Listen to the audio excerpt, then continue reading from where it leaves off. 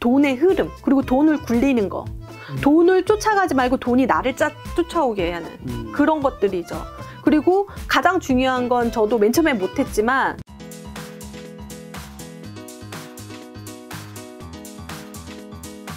자, 그럼 부동산 가격 결정하는 요소 중 가장 중요한 3가지 뭐라 보십니까? 지금 3가지 같은 경우에는 아까 네. 유동성, 그다음에 공급과 수요죠. 공급, 수요. 이게 3가지의 중요한 요소라고 생각이 들어요. 그리고 부동산 성공 투자를 위한 3가지 뭐 방법이나 원칙 같은 게 있다면? 전 첫 번째 꾸준함이 필요하다는 건데 제가 제일 지금 부동산 투자를 하면서 하루도 빠짐없이 하는 일이 바로 뉴스 보기이거든요. 네. 그래서 지금 보면은 뉴스를 보면은 제가 한 4년 정도 정리해서 지금 저희 카페에는 올려놓고 있어요. 제가 그거를 이제 정리를 하다 보면은 지금 떨어지는 기사를 보고 마음에 지탱을 할 수가 있는 거죠. 그래서 사실 성공 투자를 하기 위해서는 네. 매일같이 해야 되는 일들이 있는데 네. 사실 근데 이거를 부동산 저니까 이렇게 매일 하는데 그쵸. 이게 힘들잖아요. 그래서 저는 그냥 매주 한 번은 적어도 부동산에 관련된 뉴스라든지 그런 것들을 보면 좋지 않을까 그런 생각이 들어요. 많이 할 수는 없기 때문에 그렇게 되는 거죠.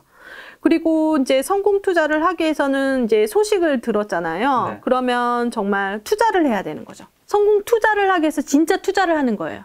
1턴? 이름은 조금 속상하겠지만 하던 정말 실제적으로 투자를 해야 되는 거죠. 실행력이라고 볼 수 있어요. 여기서 보면 정말 부동산에서 부자 된 사람을 보면은 그리고 성공한 사람들을 보면 실행력이 되게 뛰어난 것 같아요. 저도 그냥 말부터 나오면서 바로 가서 하는 스타일이긴 한데, 정말 실행력이 되게 중요한 것 같아요. 네. 성공 투자에서는 그래서 정말 꾸준함과 실행력, 그리고 사실, 우리 김 작가, 최근에 베스트셀러 럭키, 운이 또 필요해요. 진짜 이거는 사실 이거 2개 다 필요 없고 사실 운이에요. 운? 어떤 운이에요, 거죠? 상승기를 타야 된다는 건가요? 네, 운을 타야죠. 근데 저는 사실 운은 만들어질 수 있어요. 저는 이제 하락장부터 투자를 해가지고 네. 정말 안 팔려가지고 네. 안 팔리는데 왜 해? 그 정도로 막 한 거. 마음은 이러는 거죠. 마이너스 B 4천에 사서 마이너스 B 2천에 팔면 2천 번다. 막 바닥까지 이렇게 긁어가면서 이렇게 했는데 그러다 보니까 이 광명 빛을 제일 먼저 봤어요. 상승기. 네. 그게 운이었던 것 같아요. 이걸 어떻게 말해야 돼? 이 운을 어떻게 말해야 돼? 그래서 근데 그때 그러면은 무서웠을 텐데 어떻게 했냐면은 용기로 한 거죠. 근데 아까 주변 시세를 보라는 거잖아요. 제가 2014년도에 서울에 집을 처음 샀을 때 정말 아무도 사지 말라고 그러고 아무도 하지 말라고 그럴 때였는데 샀던 이유는 단 하나. 야, 인천보다 싸. 2014년은 굉장히 저점일 때 아니에요? 네, 엄청 저점이 세죠. 그러니까 갔는데 평당가가 인천보다 싸. 이거는 아니지 않아? 그런 거죠. 그래서 샀거죠, 저는. 그렇게 된 거죠. 그래서, 이 운을 어떻게 표현해야 될지 모르겠어요. 수치적으로는 나오지 않아요. 운은 뭐예요, 이제? 모르겠습니다. 7가지 원칙이라면서요. 7가지 원칙이 있는데, 굉장히 많은 것들 준비를 해야죠. 준비를 해야 되고, 저는 또 어떻게 보면 운이라는 거는 이 재테크 안에서는 부동산이든 주식이든 그 시장 안에 있는 사람들이 그 운을 좀 잡을 수 있는 게 아닌가. 맞아요. 그러니까 이 성공도 진짜 다 필요 없고 운. 럭키입니다. 그렇죠. 뭐 주식도 사실 어떻게 보면 작년에 개인 투자자분들이 많이 버신 거고 어떻게 보면 부동산도 지금의 상승기 때 아무래도 하신 분들이 더 많이 벌었을 테니까. 자, 그럼 실제로 부동산 좀 투자를 해서 성공 투자하셨던 사례 뭐 한두 가지만 오픈할 수 있는 거 있으면. 제 책에도 대한민국 청약지도에도 나왔는데요. 네. 18년도에 이제 그때 영등포 신길 루타운에 보람의 SK뷰 분양을 할 당시였었어요. 근데 저는 분양도 보니까, 근데 딱 보는데 그때 사람들이 엄청 구름대처럼 그거에 관심을 갖고 엄청 많이 물어보고, 그거를 당첨되고 싶어 하고, 막 이런 것들을 봤어요. 그래가지고 뭔가 터닝이 되고 있다라는 것들을 이제 느꼈죠. 그런 분위기 속에서.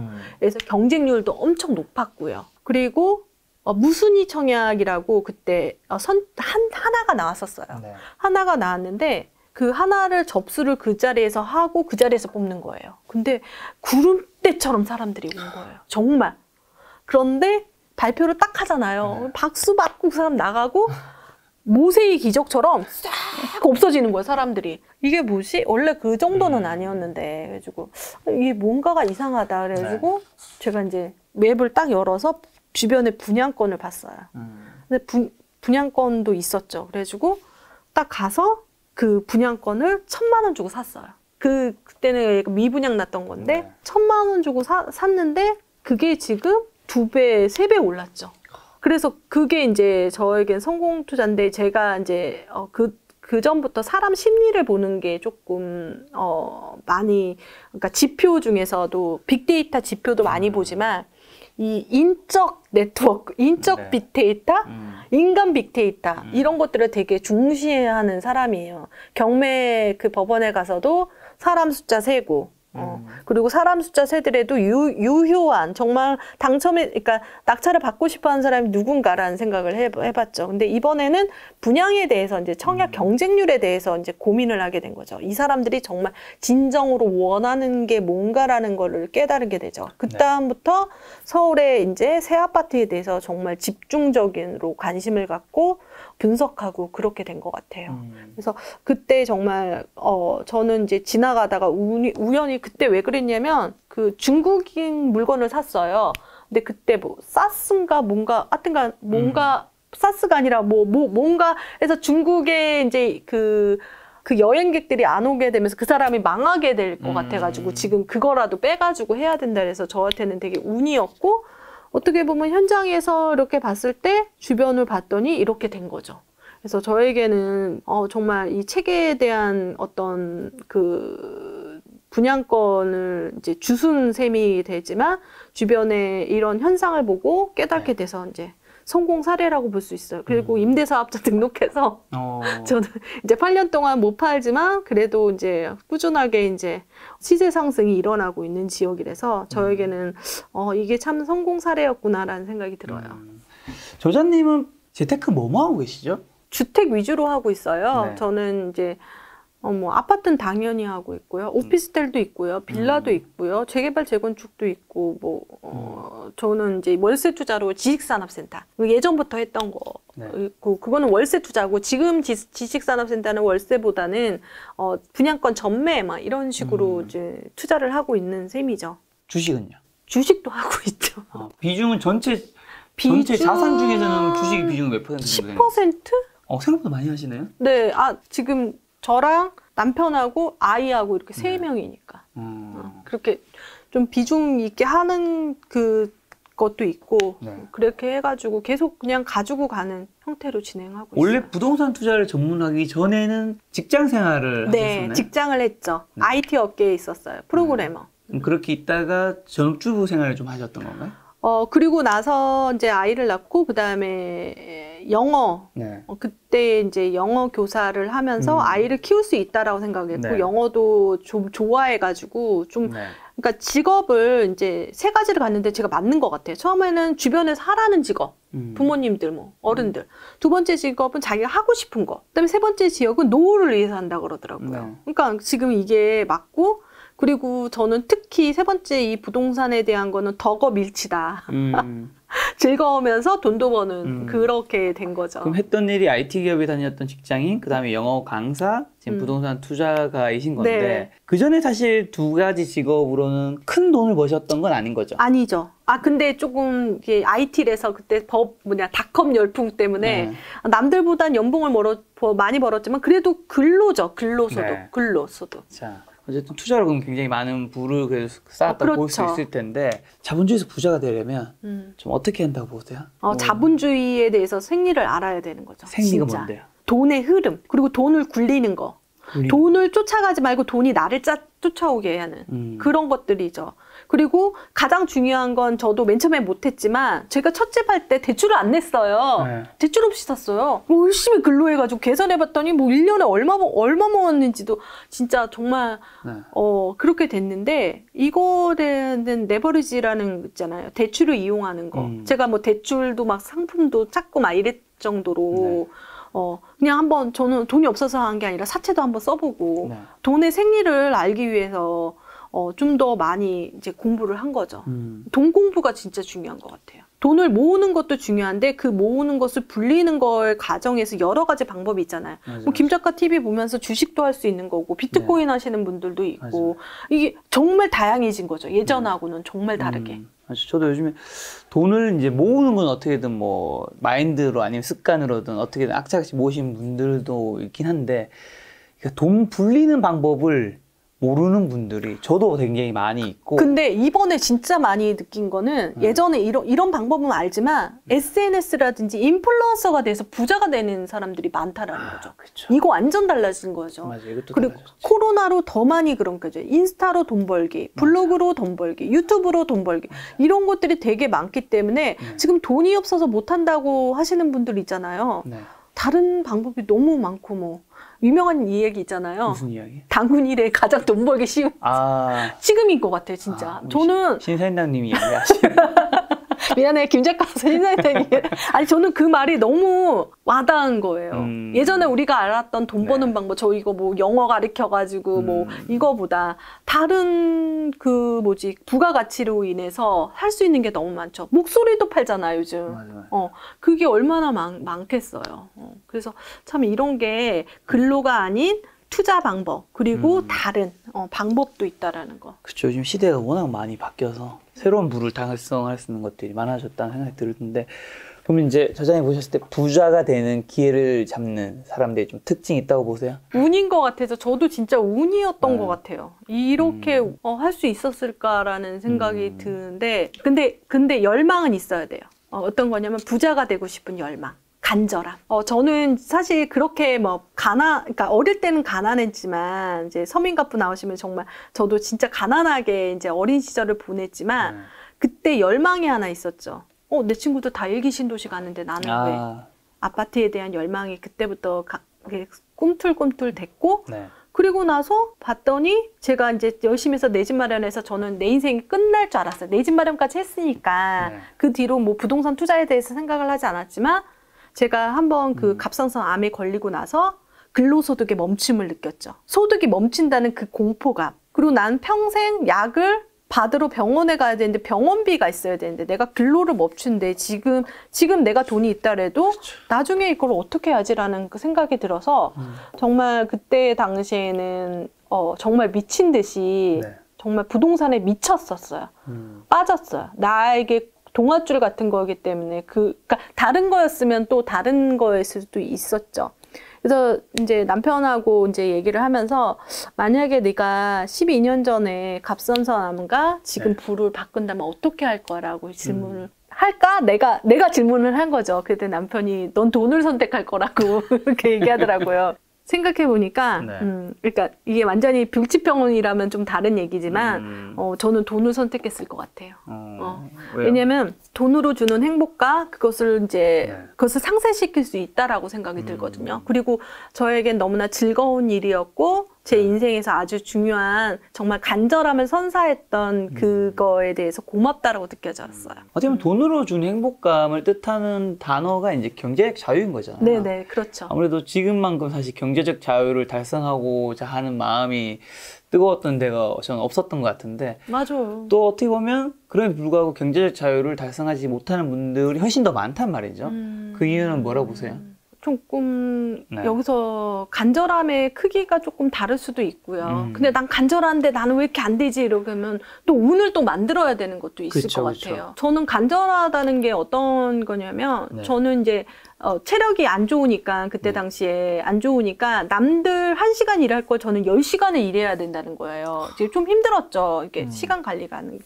그러면 나는 정말 빠르게 할 수 있는 방법이 뭘까라는 것을 되게 저만의 툴을 만들어서 했었어요.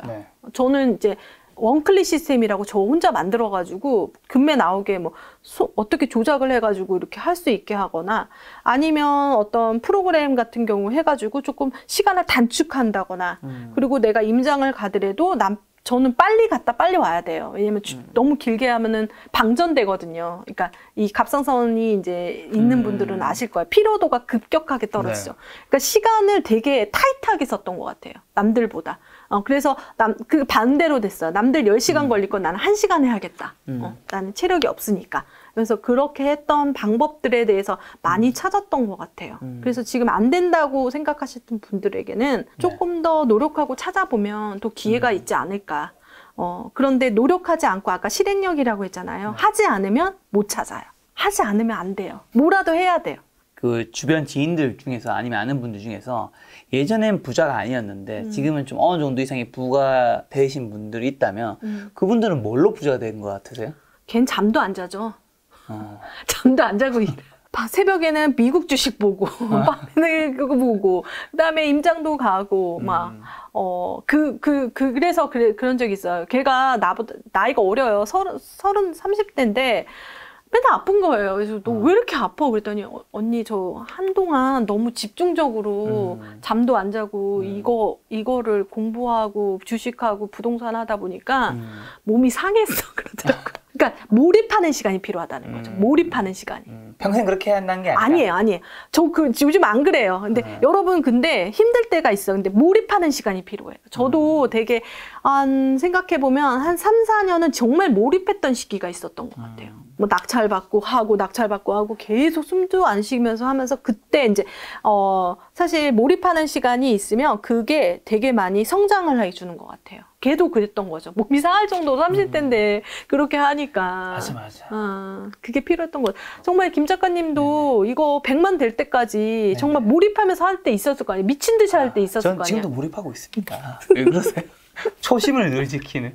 저는 사실 와닿는 사례가 사실 제가 김작가 TV가 원래는 재테크 채널이 아니었잖아요. 네, 그렇죠. 원래는 자기개발과 동기부여 위주의 채널이었단 말이에요. 초창기 때부터 제가 그걸 알기 때문에 압니다.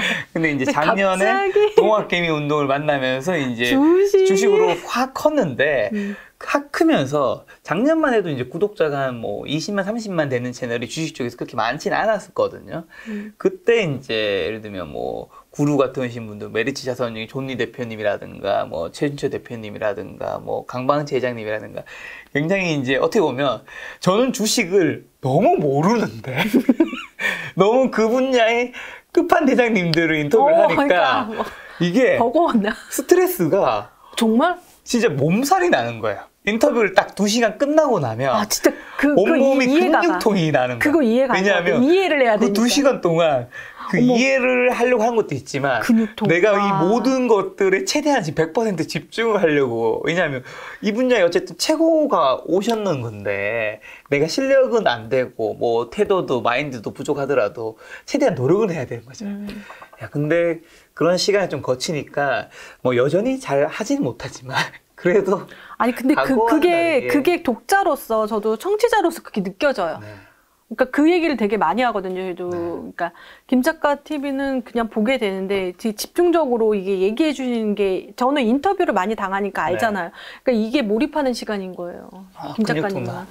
그러니까 난 이해가 갈 것 같아. 모르는 거를 들으니까 어려운 말 했을 때 정신 잡고 물어봐야 되니까 정말 중요한 순간이고 이걸 알려주고 위해서 우리를 대신해서 이렇게 해주니까 몰입의 시간이 우리 필요합니다. 위해서는 아니고 일단 나를 위해서고요. 그 두 번째가 여러분들 위해서. 제일 좋은 주식 제일 먼저 들으니까 좋잖아요. 제가 사면 선행매매 됩니다. 선침이 안 그러세요. 자, 그럼 이제 부자와 또 예전에는 또 부자가 아닌 시절도 계셨기 때문에 좀 빈자와 가장 큰 차이 아니면 또 사고방식에도 저는 큰 차이가 좀 있을 수 있다고 생각을 하는데 좀 어떻게 보세요? 부동산에 조금 중점적일 수도 있고 근데 이게 사고방식 중에서 긍정적인 마인드 있잖아요. 이게 왜냐면 부동산 사고 안 되면 안 되니까 되게 긍정적으로 될 수밖에 없어요, 사실은. 긍정적으로 돼가고 있잖아요, 지금. 그렇죠. 긍정적인 마인드. 그러니까 잘 될 거야. 그러니까 자기 암시죠. 낙관론자. 나는 되는 사람이다. 100번 외쳐, 막 이러고 수강생들한테. 정말요? 그런 거 아세요? 딴 거 안 해요. 집 잘 사 이런 게 아니라 100번 외쳐. 나는 되는 사람이다. 이게 진짜 그거 되는 사람이다. 그거 100번 노트 쓰고. 정말 그런 사고방식이 어떤 게 된다라는 어떻게든지 이루어진다는 그런 확신. 그러니까 약간 샤머니즘이지만 약간 그런 것들이 필요한 거죠. 지탱할 수 있는 힘인 것 같아요. 그렇다고 해서 안 될 수도 있고 잘 될 수도 있어요. 저는 안 된 것도 있죠. 잘 된 것도 있잖아요. 그러면 저는 이거를 평균을 내버려요. 그러면은 조금 되는 거니까. 네. 그러니까 어떤 그런 방법, 사고 이런 것들이 되게 다른 것 같아요. 안 된다고 생각하고 뭐 이렇게 생각하시는 분들이 상당히 많더라고요. 특히 집 못 산다고 그러면 살 수 있을 것 같은데 대출이 이렇게 나오는데 모르니까 안 된다고 생각. 저 그래요? 그래서 제가 맨 처음에 수업할 때 대출을 하는 거 자기 돈 찾기거든요. 깜짝 놀라요. 내가 이렇게 돈을 있었다는 걸 몰랐다는. 그러니까 몰라서 그런 것도 있는 것 같아요. 지금 저자님 말씀하시는 그 된다라는 의미가 정확하게는 무조건 낙관론적인 이런 거보다는 안 될 수 있는데 그냥 마음속으로 생각은 된다고 생각하고 여러 가지 준비들을 굉장히 꼼꼼하게 한다. 이게 네. 좀 더 맞는 의미일까요? 네, 맞아요. 된다라고 해서 전세 안 나가는데 될 거야. 그러면 준비를 조금 해야 되는 거죠. 뭐 돈을 마련한다거나 아니면 뭐 돈을 어디서 빌려온다거나 아니면 대출을 낸다거나 이런 것들도 생각을 하게 되는 거죠. 아니면 돈을 꾸을 사람들을 찾는다거나. 네. 그래서 된다라고 생각을 하면서 진행을 해야지 안 된다고 생각하면 스트레스까지 받는 거예요. 그렇죠. 그래서 돈에 대한 스트레스가 상당히 사실 돈은 행복감을 주지만 돈은 스트레스를 또 주는 거거든요. 주죠. 나를 가지려면 이 정도 스트레스는 가져야 돼요. 이렇게 하는 것 같아요. 저자님이 자산이 이제 빵원이 됐어요. 하루아침에 증발했습니다. 자, 그러면 당장 내년 2022년 1월부터 뭐 하실 거예요? 지금 돈이 없으니까 부동산을 할 수는 없잖아요. 아니 돈을 또 빌릴 수 있는 데를 찾아봐야죠. 돈을 빌릴 수 있는데 빌리는 게 은행만 있는 게 돈은 빌리겠다. 은행만 있는 게 아니잖아요. 은행만이 아니라 뭐 사람한테 빌릴 수도 있고 네. 그 사람의 그 신용이겠죠. 네. 그러면은 돈을 빌려서라도 어떻게 투자를 해서라도 그 돈을 또 갚고 그렇게 불려야죠. 시드머니가 있어야 돼요. 그렇게 생각합니다. 그래가지고 시드머니를 또 생각을 해서 네. 그걸 가지고 내가 가지고 있는 지식으로 내가 돈의 가치를 불릴 수 있는 다른 방법, 부동산이나 주식이라든지 이런 것들을 통해서 조금 이렇게 하게 될 것 같아요. 그렇다고 증발한다고 해서 저는 조금 처음에는 슬프겠지만 다시 일어나고 다시 할 수 있다라는 확신이 있어요. 저의 지식은 사라지지 않았기 때문에. 그럼 그 확신 보여줄 수 있게 이제 계좌로 남은 자산을 좀 입금 좀. 자산인데 부동산인데 등기 가져가시면 취득세 증가되는데요. 제가 증여 받겠습니다. 취득세 증가 엄청 많이 나오는데요. 자, 방금 시드머니 얘기해 주셔서 네. 그런데 그럼 이제 종잣돈 어쨌든 우리가 마련해야 될 텐데 이 종잣돈 시드머니 어떻게 마련해야 하는지 그리고 우리가 지출이라든가 소비 스타일도 뭔가 좀 바꿔야지 이런 시드머니도 만들 수 있는 거잖아요. 어떻게 보세요? 시드머니 같은 경우에는 네. 이제 제가 이제 금액이 얼마여야 될까 막 정해지는데 네. 지금 분양가의 10%라고 생각을 합니다. 그러니까 서울 같은 경우에는 지금 9억 정도 됐기 때문에 네. 한 9천. 9천. 그리고 부산이나 대구나 같은 경우는 5천. 뭐 이렇게 되는 거죠. 네. 그 정도는 시드머니를 모아야 된다는 얘기예요. 그 전까지는 사실은 저는 이제 9천 될 때까지 뭐 제가 정해놨어요. 청약을 계속 하는 거죠. 시드머니가 안 모여질 때는 청약을 하는 거죠. 되면 어떻게든지 어떻게든지 하는데 그 전까지는 부동산 투자를 한다는 거는 여러분들이 조금 힘드니까 자체적으로 힘드니까 청약에 계속 노려봐라 이렇게 얘기를 합니다. 그래서 시드머니는 사실 9천까지 5천까지 이렇게 돼야 되고요. 사실 이거는 지출을 줄이고 소비 스타일을 어떻게 바꾸는다라고 얘기하는데 사실 진짜 돈 안 쓰는 뭐 하루에 뭐 무지출 뭐 그런 데이도 있고 막 이러더라고요. 네. 젊은 분들이. 그렇게까지도 해도 자기 습관에 맞춰서 하면 되는데 난 죽어도 하루에 스타벅스 안 먹으면 죽을 것 같아. 그러면 드세요. 그건 너무 또 삶의 만족도가 너무 심하잖아요. 그런데 이제 저는 그렇게 생각하죠. 만약 연봉이 2천이라고 생각하면 만약에 내가 여기서 돈을 써가지고 뭐 그냥 1,000만 원만 모은다 그러면 그럼 1,000만 원이면 9천이면 9년을 모아야 돼요. 안 돼요. 이러면. 제가 다른 다른 소득을 일으킬 수 있는 걸 하라고 그랬잖아요. 아까. 그렇게 하는 거죠. 요즘 사실 SNS라든지 이런 거 안 하는 것 자체가 돈의 흐름을 따라가지 못한다는 거예요. 그렇죠, 그렇죠. 그래서 많이 유행했었잖아요. 뭐 스마트 스토어라든지 아니면 공동 구매라든지 아니면 인스타로 어떻게 창출해내고, 사실 블로그 같은 경우에 제가 깜짝 놀랐던 거는 블로그에 자기가 좋아하는 일을 하면서 돈 버는 사람이 있는 거예요. 드라마 계속 올리는 거죠. 그래서 한 달에 월 200씩 번다고 하더라고요. 드라마 그 큐레이터. 네. 드라마 이렇게 하면, 우리가 보면은 요즘에 오소맥 붉은 꽃들 그 역사서 너무 좋아하니까 정조가 이거 뭐야? 그러면 정조대왕이 어떻게 독살됐는가? 이렇게 다시 만들어가지고 포스팅해서 올리고 이러면서 하더라고요. 그래서 사실 이게 이렇게 생각하면 너무 적으니까 다른 소득을 생각해야 되는 거죠. 주식도 있겠죠, 여기에. 네. 그렇죠. 맞아.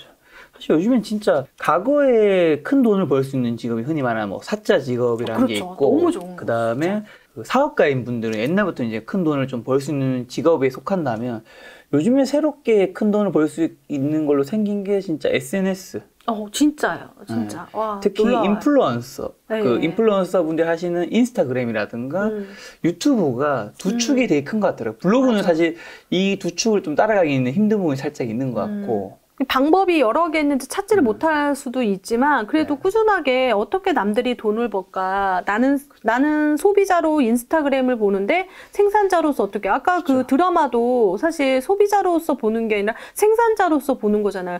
야, 너 드라마만 보냐는 게 아니라 드라마 보면서 돈 벌려고 하는 거니까 좀 다른 방법을 조금 생각해야 되지 않을까. 지출이라는 거가 아니라 어떤 소득이라는 것을 조금 변화시켜야 되지 않을까, 그런 생각이 들어요. 소득이 좀 너무 작을 때는 그 지출을 아무리 아껴도 이미 밑으로 내려갈 수 있는 한계가 좀 있는 거니까. 근데 그렇죠. IMF님은 다 하니까 그러죠. 근데 저도 옛날에는 그러지 않았습니다. 그쵸. 근데 이게 하나의 점이 되는 거죠. 맞아, 블로그도 저도 몰입하는 시간이 있었어요. 저는 맞아. 블로그로 출퇴근할 때가 있었어요. 그러니까 하루에 1일 1%, 주 5일 근무한다 생각하고 그것을 3년 내에 했어요. 그러니까 그게 된 거죠. 그쵸. 그러니까 어느 정도 빨리, 지금 9년 동안은 아니니까 1년 동안이라도 열심히 하면 또 될 수도 맞아. 있으니까. 그거 했을 때 또 그게 잘 터져서 어떻게 될지 모르는 어떻게 거지. 인생을 진짜 맞아. 유튜브 저도 하면서 유튜브로 제가 진짜 100만이 될 거랑은 단 한 번도 생각해 본 적이 없어. 솔직히 한 30만은 내가 열심히 하면 될 수도 있지 않을까. 네. 그 생각은 해봤거든요. 저도 해봤습니다. 네, 초창기 때. 그쵸.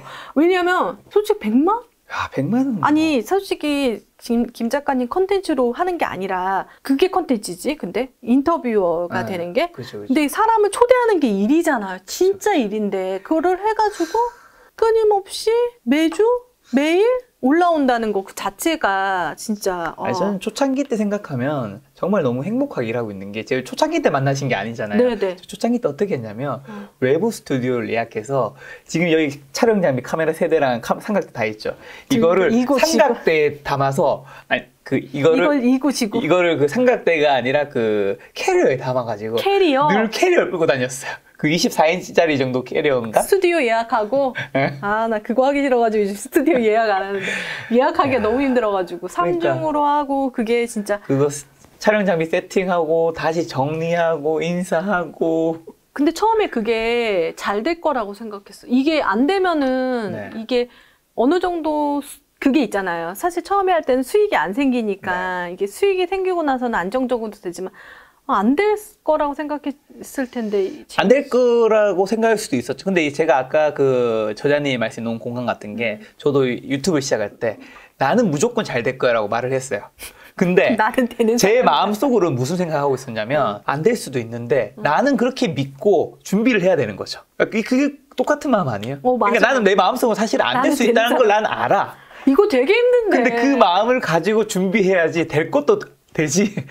이런 마음조차 없으면 어차피 난 여기서 지금 잘 되고 있는 것도 아닌데 에너지만 더 안 좋은 쪽으로 좀 흐르지 않을까. 근데 운도 터졌죠. 그쵸. 운을 만났죠. 운을 만났네. 운을 만난 건 확실합니다. 와, 진짜 100만은 진짜 하늘이 내려주는 건데. 그쵸. 운을 만났고 또 많은 분들이 다행히 또 그때 사랑해 주셔가지고 좀 잘 되지 않았을까. 그래서 많은 분들이 저는 또 새로운 영역을 뭔가 해보는 거를 한 번쯤 꼭 해보셨으면 좋겠어요. 이거 진짜 그래서 저는 진짜 이런 거가 엄청 중요하다 생각해요. 요 얘기는 처음 하는데 그리고 꼭 기회를 잘 잡으셨으면 좋겠다는 생각이 드는 게, 한 번 그걸 놓쳤다면 그때 굉장히 큰 아쉬움을 가져야 되는 게 제가 예전에 그 카드뉴스 유행했던 거 아세요? 알아요. 네. 카드뉴스 예전에 유명하죠. 페이스북에서 엄청나죠. 카드뉴스들이 있는 페이지들이 엄청 많았어요. 그렇지. 근데 제가 옛날에 첫 책을 냈을 때 제 책의 콘텐츠가 카드뉴스로 나갔었거든요.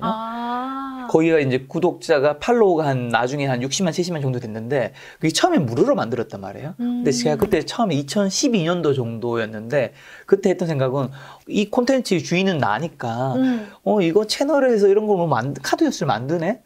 그래서 내가 콘텐츠의 주인이니까 내가 더 잘하고 있는 거 아니겠 막 이런 생각을 했어요. 근데 거기가 몇 년 지나니까 너무 성장을 하는 거예요.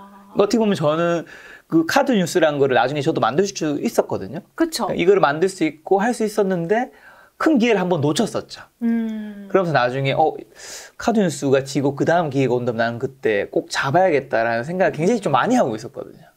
놓쳐봐야 된다는 거예요? 아니면 그 기회를 꽉 잡아야 되는데 놓쳤을 때 그 아쉬움을 굉장히 좀 크게 가져야지 다음에 안 놓치지 않을까. 저도 많이 놓쳐요. 놓쳐봐야 뭐 아파봐야 청춘이라 이런 말 싫어한다 그러는 거 아는데 놓쳐봐야 다음 계약한다.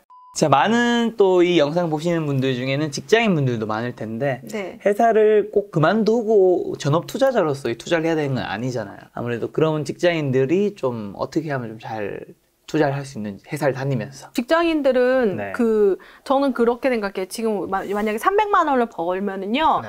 그 아까 투자 그 대출 냈을 때 3억이면 120만 원 1억 정도 나오니까 3억이면 한 내가 9억을 이렇게 손에 쥐고 있는 셈인 거예요. 그래서 항상 그게 되게 소중하니까 뭐 직장을 그만두고 하는 건 아닌 것 같고 그럼에도 불구하고 시간을 내서 해야 된다는 거죠. 네. 근데 그 시간이 사실 짬짬이 할 수 있어서 사실 시간 배분을 더 잘하는 것 같아요. 저도 지금 시간을 되게 처음에는 힘들 때 시간 배분을 잘해서 하게 되잖아요. 네. 그래서 사실 시간 배분이 제일 중요한 것 같아요. 근무 시간 외에 자기가 어느 정도 자기 개발을 위해서 쓸 것인가에 대해서 고민을 하게 되는 거죠. 그래서 아침형 인간은 아침에 일어나는 거고 저녁에는 저녁에 하는 거죠. 그래서 조금 시간에 대한 관리가 필요하지 않을까라는 생각이 들어요. 그 시간 관리에서 첫 번째 한번 자신이 시간 관리를 어떻게 하는지 한번 맨 처음에는 그냥 적어보는 것도 중요한 것 같아요. 내가 시간이 이렇게 허비하는 거구나. 그리고 핸드폰에 자기가 사용하는 시간 나오잖아요. 그치. 그런 걸 보면은 좀 더 내가 맨 처음에 어떻게 시간 관리를 하고 있는지 파악하고 그 다음에 어떻게 배분해서 내 자산을 불릴 수 있는 어떤 공부라든지 방법 현장 경험 이런 것들도 되게 많이 필요할 것 같아요. 어떤 어플을 시간 제일 많이 쓰세요? 유튜브죠. 많이 바뀌었어요. 저 원래 네이버 세대잖아요. 블로그. 그쵸. 완전 유튜브로 검색하고 유튜브 이렇게 찾아보고 끝까지 또 이게 유튜브가 제일 나쁜 거 한 번 하면 이렇게 추천 영상이 그렇게 계속 나와. 그래가지고 제 일부러 그거 지우기예요.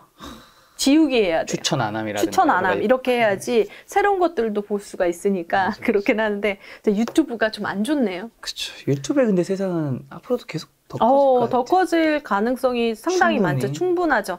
왜냐면 검색량이라든지 그리고 어떤 알고리즘 그런 것들로 인해서 그리고 어떤 엔터 쪽만이 아니라 이런 교육적인 것도 많이 하게 되니까. 자, 마지막 질문입니다. 2030 세대분들은 사실 어떻게 보면 이 부동산 투자를 하기에 처음부터 시드머니가 없었던 분들이 굉장히 많잖아요. 이런 분들이 또 부동산 투자를 하려고 하니까 이미 너무 많이 올랐고 이런 분들에게 좀 투자 조언 한마디 해주신다면. 인생은 길다. 제가 이제 서울에 내 집 마련을 할 당시에 그때도 집이 엄청 올랐습니다. 집값이. 그때 몇 년도죠? 제가 2004년, 2005년도인데 그때 당시에 사실 2003년도에 제가 서울에 지역주택 조합을 했었어요. 네. 그렇게 서울에 오고 싶어가지고 서울에 살고 싶어서 그럴 정도로 그렇게 했었는데 그리고 나서 이제 내 집 마련을 이제 경기도에 하면서 나는 이제 서울하고 안녕이구나. 나는 내 생에 서울에서는 안 되는구나. 라고 했지만 2014년도에 기적과 같이 서울에 집을 마련했어요. 8년이라는 세월이 걸린 거죠. 그런 얘기를 해요. 제가 예전에 있을 때 너 얼마만큼 공부했어? 1년도 안 돼서 1년도 안 돼가지고 지금 징징대는 거야? 좀 기다려. 괜찮아.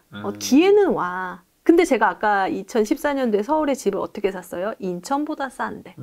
어느 정도에 대한 그런 공부를 하고 있었던 거죠. 네. 인생은 길다. 지금이 아니다. 지금은 아니더라도 나중에 될 수 있어. 그렇지만 이 방송을 듣고 이 방송을 본 것만 해도 행운인 거예요. 아, 이렇게 되면 나는 나중에 될 수 있다. 나는 되는 사람이라고 끝나네요. 그렇죠. 그렇게 되는 거니까 인생은 맞아. 기니까 지금 못 해더라도 나중에 할 수 있다. 할 수 있다라는 생각을 가지면 좋을 그렇죠. 것 같아요. 된다는 마음을 가지고 준비하면. 네. 인생은 길어요, 진짜로. 자, 2021년에 이제 IMF님과 김작가 TV에서 뵙는 건 마지막일 것 같은데, 자, 2022년 맞이해서 시청자분들에게 마지막 뭐 인사만 한번 해주신다면. 오늘 내용이 상당히 다른 내용인 것 같아요. 그전에는 뭐 투자, 물건 뭐 네. 이렇게 얘기를 하는데 전체적으로 부동산 투자에서부터 마인드까지 이렇게 질문해 주시고 이 질문지를 뽑아주신 김 작가님에게 너무 감사드리고요. 네네. 어떻게 이렇게 잘 뽑았어요? 누가 있는 거 아니에요? 작가가? 그러니까 김 작가님인 거지. 아, 근육수셔? 그러니까요.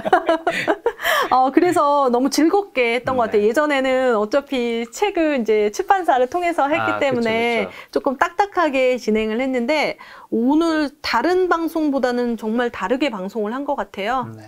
이 방송 보시고 네. 감사하다면 구독, 좋아요, 알림 설정 꼭 해주시고요. 소장님 유튜브 하시지 않나요? 네, 유튜브 채널에 한번 알려주세요. 저는 IMF TV라고 네. 부동산 그러니까 TV인데 뭐 이렇게 조회수에 연연하지 않고 그냥 네. 대나무 숲에서 울리듯이 누군간 들어주겠지라는 마음으로 그냥 외치듯이 하고 있어요. 여러분들이 많이 힘들어하는 내 집 마련이라든지 이런 것들이 어쩌면 도움이 될 수 있을 것 같습니다. IMF TV도 놀러와 주세요. 네, 김작가 TV에서는 좀 더 아무래도 부동산이든 주식이든 대중적인 콘텐츠를 볼 수 있을 것 같고요. 또 IMF님 유튜브 채널 들어가면 좀 더 이 디테일하죠. 부동산에 대한 뎁스 있는 그런 깊이 있는 좀 콘텐츠 볼 수 있을 테니까요. 가서 보시면 될 것 같습니다. 오늘 만남의 손님은 IMF 정지영님이었습니다. 지금까지 여러분의 소중한 시간 함께 해주셔서 정말 감사합니다. 오늘도 김 작가였습니다. 고생 많으셨습니다. 감사합니다.